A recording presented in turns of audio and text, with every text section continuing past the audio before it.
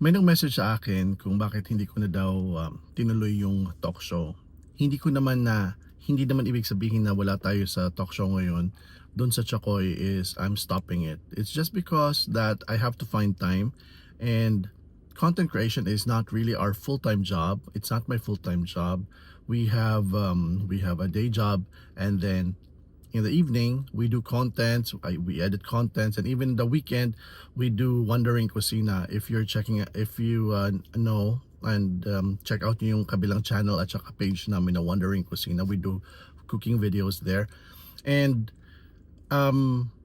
it's also difficult to find a topic, and may nagtatanong din na although a lot of topics are there, but something that is compelling or challenging na pag-usapan ba.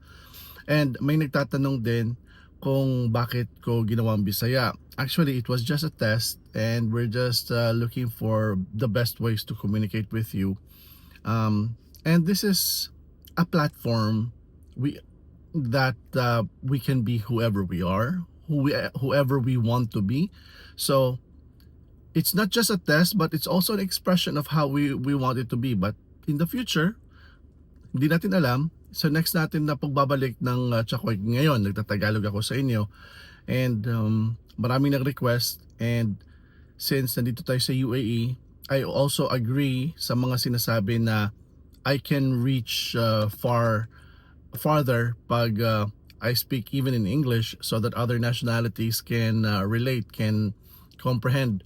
And I can also reach bigger kung Tagalog ang gagamitin natin na salita, which I also agree.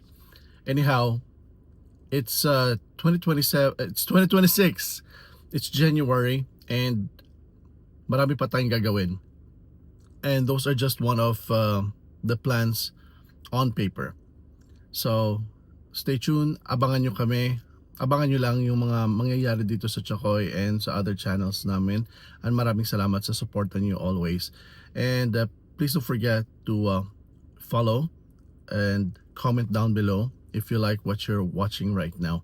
Maraming salamat. Stay cool, stay safe, stay blessed, and peace. Amping mo!